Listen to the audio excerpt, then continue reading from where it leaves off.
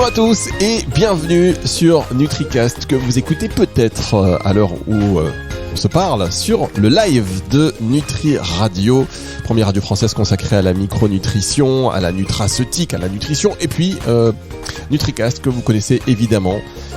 Première plateforme de streaming audio française consacrée donc à la micronutrition et à la phytothérapie. Tout ça est très subtil. Et le sujet du jour, mesdames, messieurs, puisque vous savez qu'on aborde toutes les thématiques qui concernent la santé naturelle, eh bien le sujet du jour, c'est un vrai sujet. On se pose beaucoup de questions, il y a une expertise des consommateurs de plus en plus poussée, mais il faut toujours en apprendre. On va parler du magnésium et on va en parler avec des experts du sujet. Karine Tournier, responsable marketing France du laboratoire Nutergia que l'on connaît bien. Bonjour Karine. Bonjour Fabrice. Et Clémentine Dresser qui est docteur en microbiologie, chargée de formation. Bonjour Clémentine. Bonjour à tous, bonjour Fabrice. Un petit mot sur le laboratoire Nutergia, rappelez qu'il fait partie des leaders des compléments alimentaires en France. C'est pour ça d'ailleurs qu'on vous reçoit ici. Ben oui, parce qu'on prend que les meilleurs, mesdames, messieurs, pour que vous puissiez bien comprendre un petit peu tout ce qui est complémentation et aujourd'hui en ce qui concerne le magnésium. Pourquoi est-il efficace? Quelles sont les meilleures synergies possibles? On aborde ce sujet dans un instant. Le temps de vous rappeler que Nutergia, c'est une entreprise familiale fondée par le docteur Claude Lagarde, pharmacien et biologiste, qui conçoit et fabrique ses propres produits dans le site éco-industriel en Aveyron, voilà, près de Figeac. Et d'ailleurs, vous proposez également un tourisme industriel, puisque les auditeurs et les consommateurs sont invités à visiter vos locaux et vos usines. C'est ça, Karine ? Oui, tout à fait. On a ouvert les visites au public cette année, donc il y en aura encore en septembre, en octobre et en novembre. Voilà, il y a des personnes qui disent voilà, moi je vais aller chez Disney, moi à Astérix, et moi je vais aller visiter le laboratoire Nutergia. C'est pas pareil. C'est pas pareil, mais alors, ça c'est clair que c'est pas pareil, mais ça fait partie des choses c'est toujours très intéressant de savoir comment sont fabriqués ces compléments alimentaires. Et puis là, voilà, laboratoire français au plein cœur de la nature, c'est donc quelque chose à ne pas rater. Par exemple, si vous passez du côté de l'Aveyron et près de Figeac. Alors, on se disait qu'on allait parler du magnésium aujourd'hui parce qu'il y a encore beaucoup d'interrogations, même si vous en rendez compte, certainement, Karine et Clémentine, le consommateur est de plus en plus averti, le praticien de santé n'en parlons même pas, mais il y a encore des questions qui subsistent. Par exemple, on sait que le magnésium est un nutriment bien connu pour sa contribution à la réduction de la fatigue, mais voilà, ce rôle du magnésium est très souvent cantonné à la fatigue. Est-ce que vous pouvez nous en dire un peu plus ? Oui, effectivement, le magnésium, c'est vraiment un élément fondamental pour le métabolisme. C'est pour ça que c'est de plus en plus connu du grand public. C'est d'ailleurs probablement le nutriment, en tout cas le micronutriment le plus étudié au niveau scientifique, parce qu'il est impliqué dans plus de 300 réactions enzymatiques. Et à ce jour, c'est le micronutriment qui fait l'objet de 10 allégations de santé. Et la plus connue d'entre elles concerne sa contribution à la réduction à la fatigue, mais c'est pas sa seule fonction. Alors, 10 allégations de santé. Karine, on peut revenir peut-être rapidement sur le terme allégation ? Oui, tout à fait. Donc, cela concerne les plantes, les substances, les vitamines, les minéraux qui ont un bénéfice reconnu pour la santé. Et donc, par exemple, sur le magnésium, l'allégation de santé la plus connue, c'est le magnésium contribue à réduire la fatigue. Merci beaucoup, Karine. Alors, pourquoi c'est cette allégation-là qui est la plus connue si elle n'est pas la seule, Clémentine ? Alors, c'est la plus connue pour la simple et bonne raison qu'elle présente le double avantage à la fois d'englober les 9 autres et de trouver résonance chez tout un chacun, puisque la contribution à la réduction de la fatigue, ça parle à tout le monde. Effectivement, la fatigue, ça parle à tout le monde, surtout en ce moment d'ailleurs, on a du mal à retrouver le bon rythme. Mais alors, dans quelle mesure la population française est-elle concernée par la fatigue, Karine ? Alors, il y a eu plusieurs études sur le sujet. Donc, au printemps 2022, l'Institut de sondage Odoxa a notifié que près de 2 Français sur 3 déclaraient se sentir fatigués. Il y a eu une autre étude aussi de l'IFOP en septembre 2022 qui va également dans ce sens et qui souligne aussi le côté une fatigue plus importante qu'avant la pandémie et qui touche à la fois le côté physique et le côté psychologique. Alors en effet, il y a 41% des Français dans cette étude qui affirment se sentir plus fatigués, non seulement après un effort physique, mais aussi 31% qui se disent ne pas se sentir suffisamment solides mentalement pour affronter leur vie quotidienne. Donc, ce sont vraiment des chiffres importants. Et en plus, on a une étude nationale des consommateurs, des consommations alimentaires, l'INCA2, qui avait déjà révélé aussi que 70% des Français avaient un apport insuffisant en magnésium.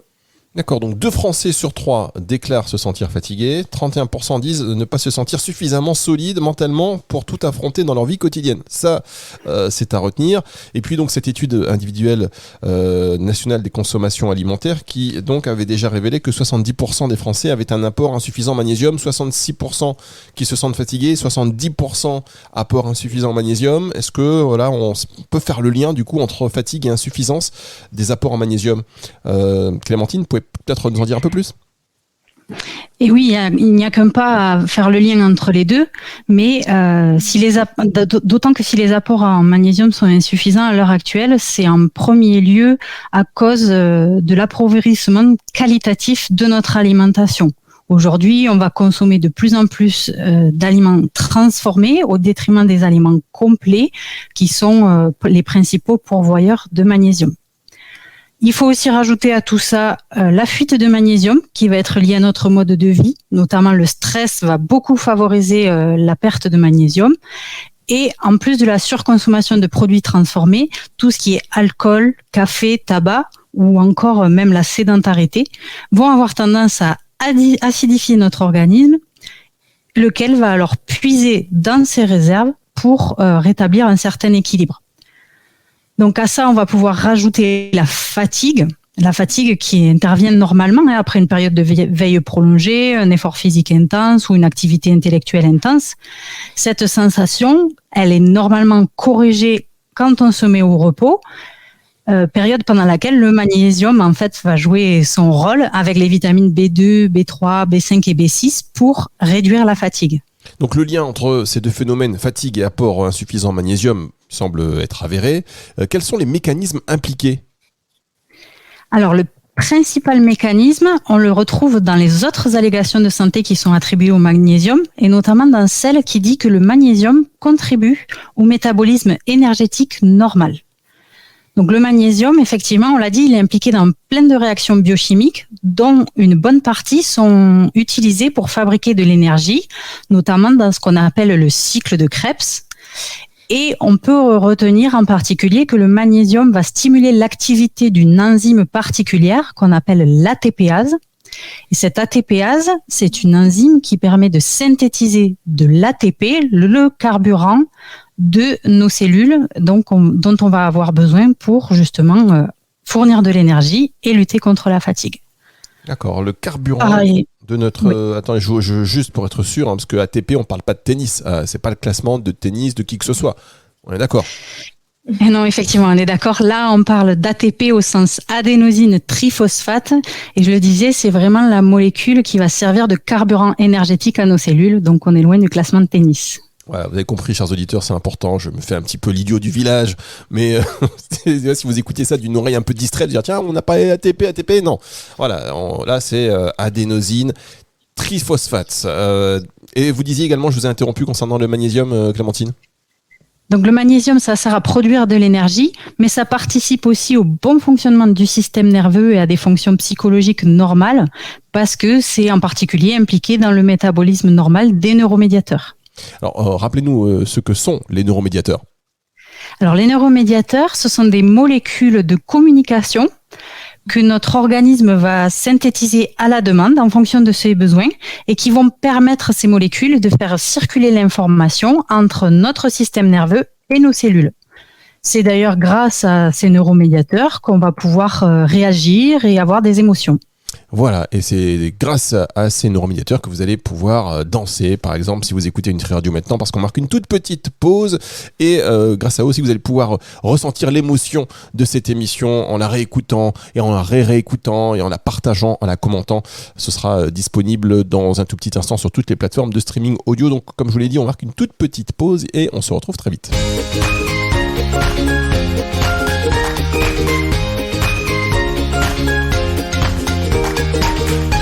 La suite de cette émission sur NutriCast que vous écoutez également sur Nutri Radio, consacrée au magnésium avec Karine Tournier, responsable marketing France du laboratoire Nutergia, et Clémentine Dresser, docteur en microbiologie chargée de formation.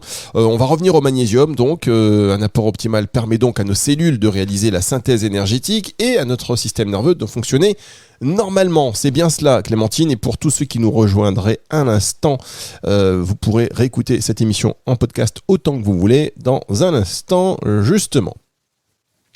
C'est bien ça, en effet. Donc le magnésium va permettre une synthèse énergétique normale et un fonctionnement normal de notre système nerveux. Mais pour pouvoir fonctionner correctement, le magnésium est un prérequis, mais c'est pas le seul élément nécessaire. Par exemple, on va avoir besoin de nombreuses vitamines, en particulier les vitamines du groupe B. On reconnaît d'ailleurs que le magnésium est très souvent associé à la vitamine B6, mais c'est loin d'être la seule qui soit intéressante. On peut citer par exemple les vitamines B2, B3, B5 et donc la B6 qui contribuent à un métabolisme énergétique normal et à la réduction de la fatigue. On peut aussi citer, en plus du magnésium, les vitamines B1, B3, B6 et B8 qui ont un impact sur le bon fonctionnement du système nerveux et sur les fonctions psychologiques normales. Alors on sait que chez certaines personnes, la consommation de magnésium entraîne quelques, on va dire, gênes digestives. Est-ce que ça peut être lié à une surconsommation, par exemple ? Alors généralement, ça sera plutôt lié à une intolérance digestive liée à la source de magnésium qui va être utilisée. Le magnésium, dans la nature, on le retrouve jamais tout seul. Il va exister sous différentes formes de sels qui seront dissociés lors de la digestion. Et par exemple, l'un des sels de magnésium les plus consommés, c'est le chlorure de magnésium qui présente par contre une assez mauvaise tolérance digestive, d'où les gènes intestinales derrière. D'accord, donc qui dit gène intestinal, généralement on peut aller chercher du côté de la forme de magnésium, en l'occurrence le chlorure, qui est pas forcément très bien toléré. Est-ce que vous pouvez nous en dire un peu plus sur les différentes formes de sels de magnésium ? Oui, bien sûr, on vient de parler du chlorure, mais il existe de nombreuses autres formes de magnésium qu'on peut schématiquement diviser en deux groupes de sels, les sels organiques et inorganiques. Les sels inorganiques, donc le chlorure par exemple, mais il y a aussi l'oxyde de magnésium, présentent l'avantage d'être très riches en éléments magnésium, mais leur tolérance digestive est plus limitée. Les sels organiques, à l'inverse, sont un peu moins riches en éléments magnésium, mais ils sont généralement bien assimilés avec une bonne tolérance digestive. Et parmi eux, on peut citer par exemple le lactate, le citrate ou encore le bicarbonate de magnésium. Vous vous rendez compte un peu ces conversations qu'on a en ce moment ? Il y a quelques années, c'était entre experts, mais vraiment experts. Et là maintenant, je vais même vous dire, mais oui, alors on entend beaucoup parler du bisglycinate. Ouais, dans les repas de famille, repas entre amis, maintenant on parle des magnésiums et des différentes formes de magnésium. On dit, mais tiens, j'ai entendu dire que c'était le bisglycinate la meilleure forme. Est-ce que c'est vrai d'ailleurs ?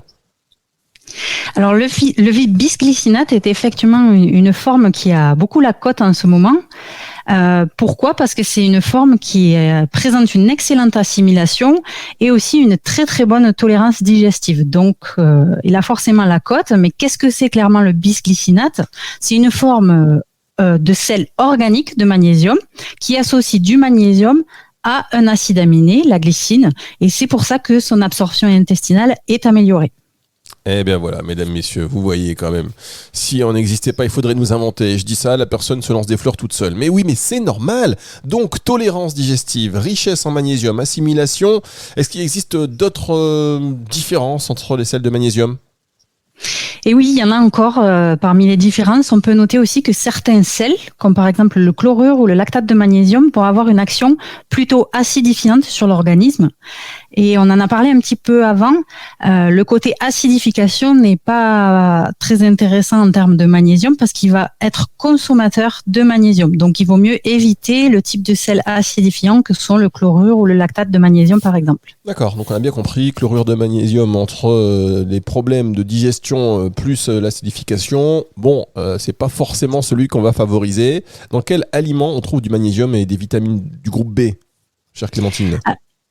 Alors, ces nutriments, on peut les retrouver dans les céréales complètes, d'où l'appauvrissement de notre alimentation, mais on les retrouve aussi dans les oléagineux, les bananes, les légumes secs, le chocolat noir, les fruits de mer et bien sûr dans certaines eaux minérales. Est-ce que dans les oranges, on en retrouve ? Alors, dans les oranges, on va retrouver des vitamines du groupe B, mais pas trop de magnésium. D'accord. Est-ce que dans les mandarines, Je vois venir la question. Dans les mandarines, probablement aussi des vitamines du groupe B, un petit peu moins de magnésium. Maintenant, Clémentine, je ne vais pas faire cette transition puisque vous l'avez vu venir de loin comme nos auditeurs, bien évidemment. On va marquer une dernière pause et on va se retrouver dans un tout petit instant pour la suite de cette émission.